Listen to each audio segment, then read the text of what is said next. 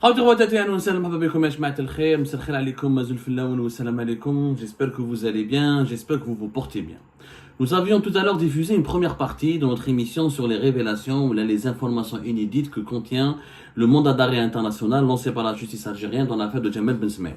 Nous vous avions expliqué dans la première émission et comme c'est un sujet très complexe et il prend du temps, j'ai préféré le faire en deux parties pour que vous puissiez bien digérer tout ce que nous allons vous révéler ou vous expliquer. Malheureusement, pour certains d'entre vous, regardez des émissions de 30 minutes ou plus, c'est un peu compliqué, je le comprends, on s'adapte à vos besoins parce que c'est important pour nous de faire de la pédagogie, que vous puissiez sortir de nos podcasts, à la fin de nos émissions, vous devez sortir avec une information, une opinion fiable et quelque chose que vous apprenez de nouveau qui vous permet de mieux appréhender les enjeux de l'actualité algérienne. Le mandat d'arrêt international dont on vous parle, il a été Haolik, je vous le remonte encore une fois. C'est un mandat d'arrêt international qui a été lancé par la justice algérienne le 23 août 2021. Il vise l'un des responsables du mouvement pour l'autodétermination de la Kabylie, le MAC, Bilabas Ibrahim. Le fameux Bilabas Ibrahim, qui est appelé dans le milieu politique connu sous le nom au sein du MAC de Bilabas Axel. Il avait été arrêté le 20 juin 2024. À la suite de ce mandat d'arrêt international, c'est 3 ans plus tard, la justice française a estimé qu'il fallait l'arrêter et le juger le 11 septembre prochain. Le juger, ça ne veut pas dire le condamner. Comme j'ai expliqué dans la première émission, au regard des violations successives et consécutives des droits de l'homme en Algérie, il est très probable que la justice française et les autorités, la justice française qui aussi doit avoir l'aval de la Cour européenne des droits de l'homme, ne puisse y aller et extrader quelqu'un vers l'Algérie. Mais il y aura un procès, une audience le 11 septembre prochain au tribunal judiciaire de Paris pour que les juges français essaieront d'ausculter le dossier HDR, le dossier judiciaire, et de comprendre les accusations extrêmement graves formulées par les autorités judiciaires algériennes contre les responsables du mouvement du MAC, qu'ils ont comme la version officielle de l'Algérie, on l'a expliqué dans la première émission, pour les autorités algériennes, le déclenchement des feux de forêt, ainsi que le meurtre barbare de Jamel Ben Smaïl, son lynchage, sa mutilation et son assassinat ont été programmés par des cellules et des activistes du MAC. Ça, ce que dit la justice algérienne. C'est ce que la justice algérienne explique, d'ailleurs, dans ce document, d'une 29 pages à peu près. Elle a expliqué en arabe et en français, et en traduction. La traduction a été catastrophique, on l'a bien vu dans la première émission. Voilà. Le ministère de la Justice algérien, Cour de Tizi Ouzou, le document, la preuve de l'envoi par l'Algérie de ce mandat d'arrêt international à la justice française. Donc l'Algérie réclame l'extradition et qu'on lui remette des responsables du MAC pour les juger du crime d'avoir provoqué les feux de forêt en Algérie et d'avoir assassiné de façon abjecte Jamel Ben Smaïl.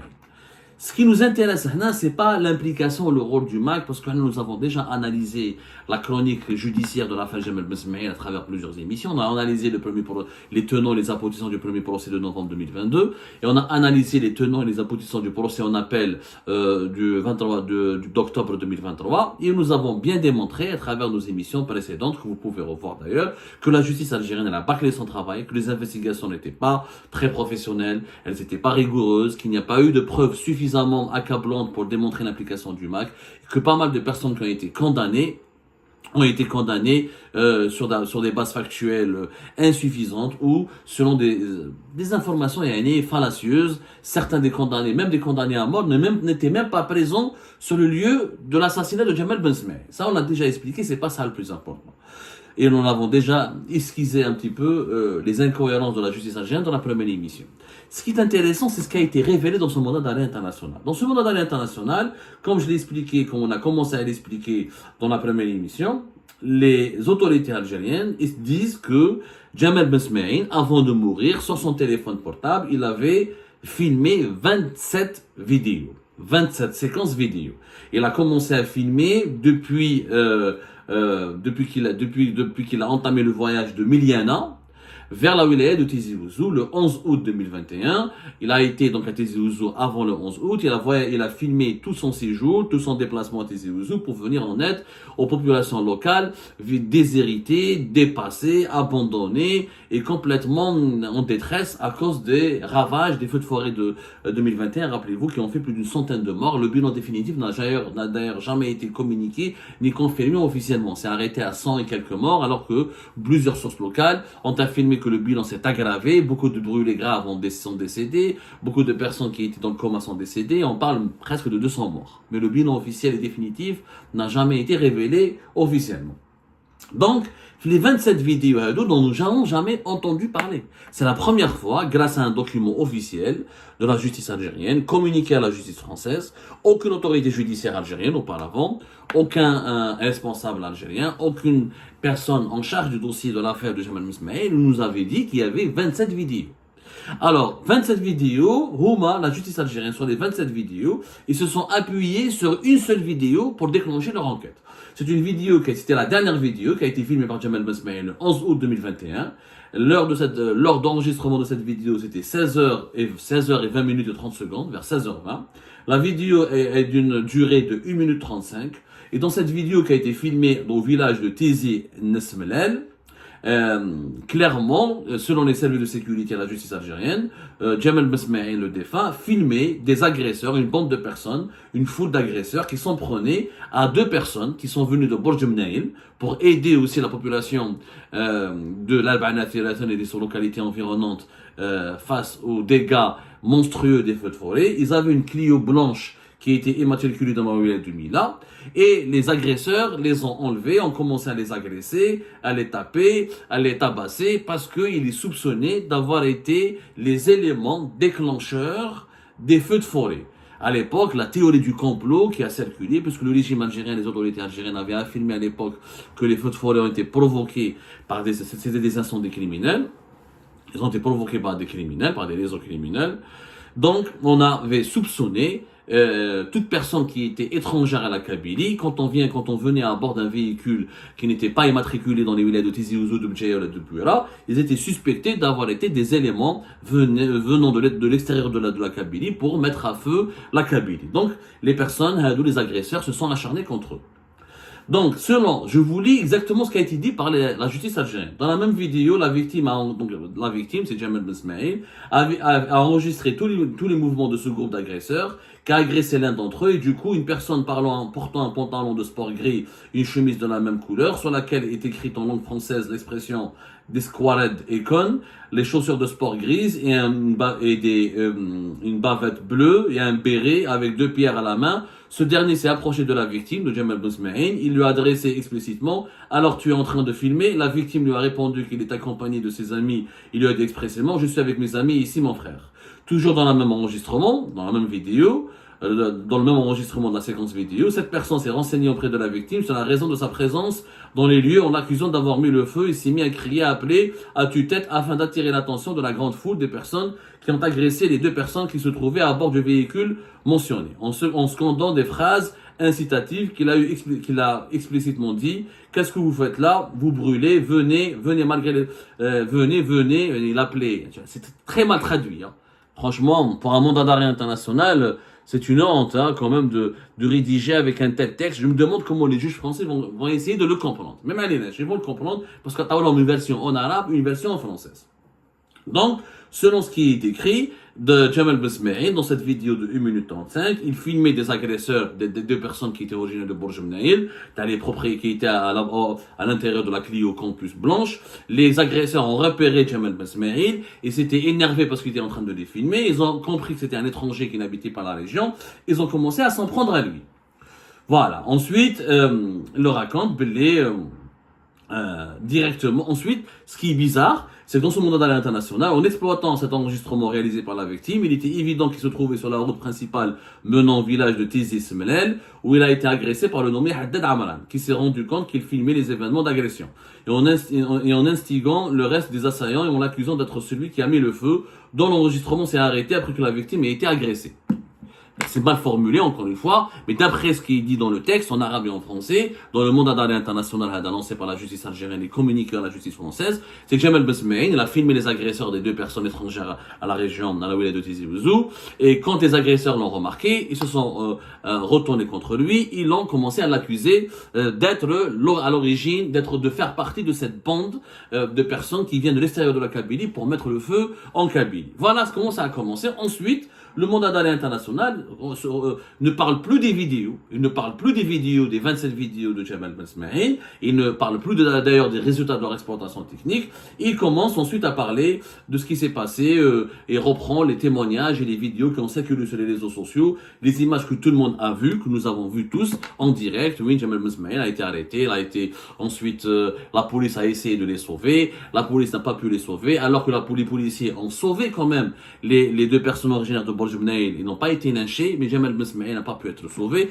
Pourquoi lui n'a pas pu être sauvé? On n'aura jamais les réponses. D'ailleurs, l'enquête, le problème c'est que l'enquête, les autorités algériennes n'ont jamais pu expliquer pourquoi la foule a été plus forte que les services de sécurité, alors que la foule une petite foule a déjà essayé d'agresser d'autres personnes, mais ces autres personnes, qui les propriétaires et les propriétaires de la Clio blanche immatriculés dans la wilaya de Mila, ils ont eu la vie sauve.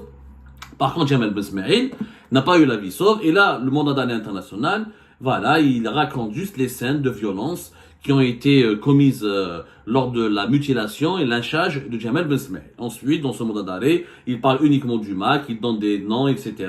Les personnes qui ont été arrêtées et les autorités algériennes ont trouvé dans leur smartphone des messages de discussion entre eux et des responsables ou des activistes du MAC à l'étranger. Ces messages n'affirment pas aucun des messages qui est là dans le mandat d'arrêt international communiqué par les autorités algériennes n'affirme explicitement que le MAC est l'ordinateur ou que le MAC veut ou a identifié Jamal Ben Smaïn ou l'a organisé. C'est des messages explicites, il y a une opération, venez demain, tenez l'argent, soyez prêts, mais on ne sait pas de quoi il s'agit réellement. C'est pas extrêmement bien dit. D'ailleurs, le procès du 11 septembre prochain au tribunal judiciaire de Paris devra apporter des réponses concernant l'expertise, parce que la justice française va expertiser maintenant les documents et les informations qui ont été communiquées par la justice algérienne, et elle devra se prononcer sur leur bien fondé. Est-ce que l'enquête algérienne elle est fondée réellement? Est-ce qu'on peut inculper un responsable du MAC, oui ou non?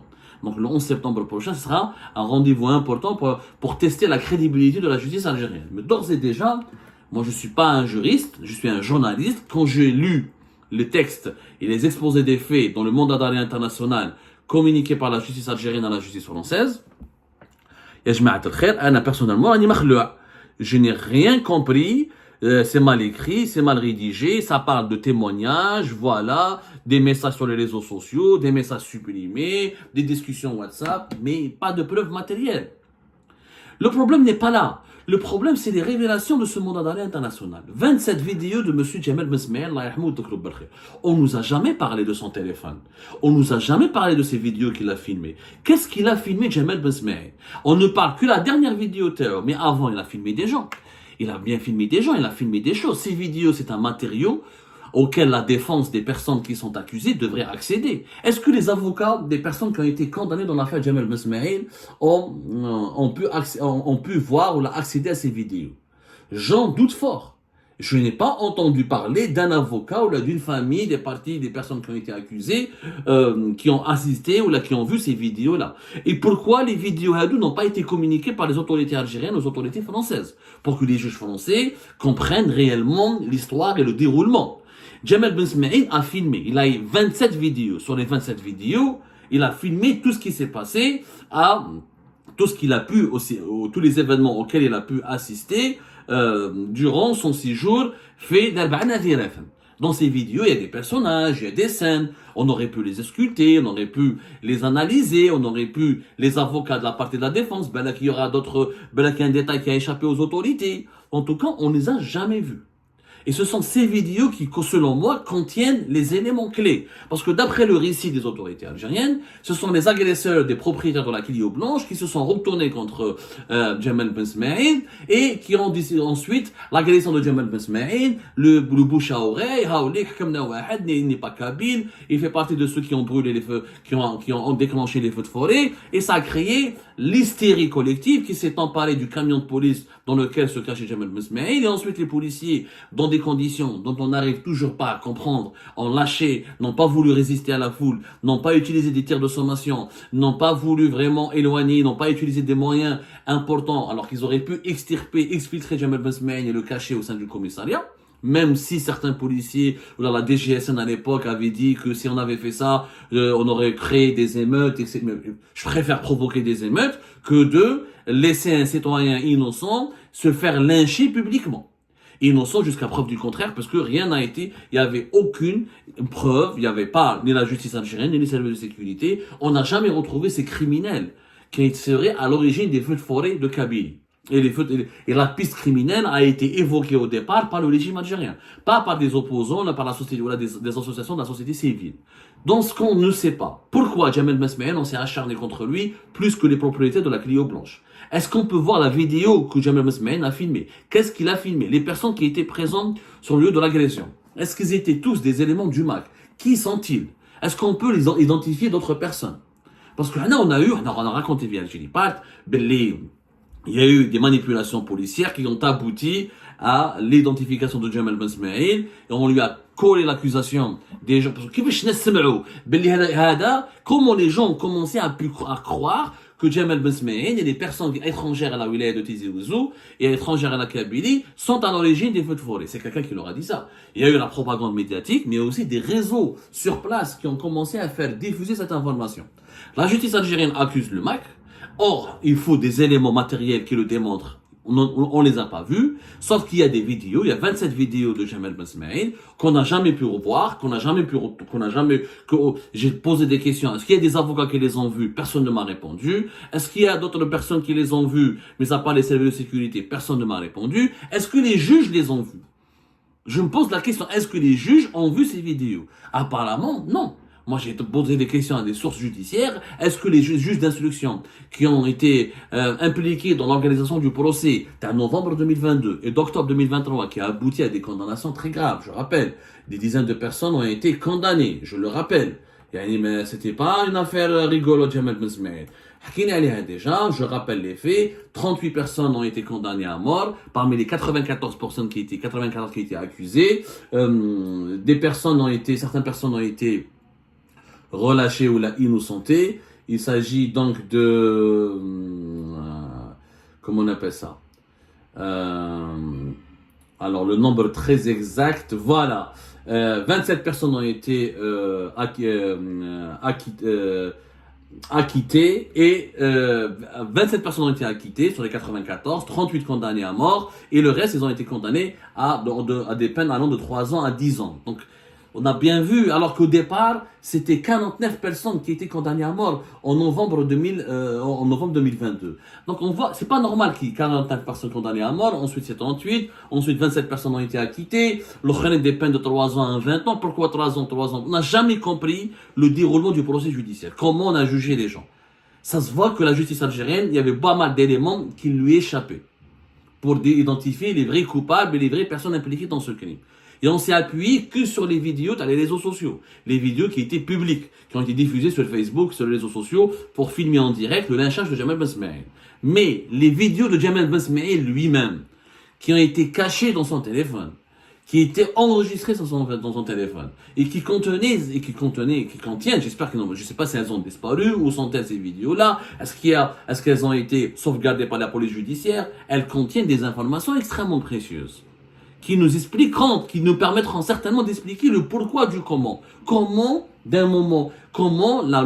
des habitants de Kabylie ou de l'Albania ont basculé de cette folie collective. Ils ont commencé à croire que des étrangers ont mis le feu dans la région, ont provoqué des morts.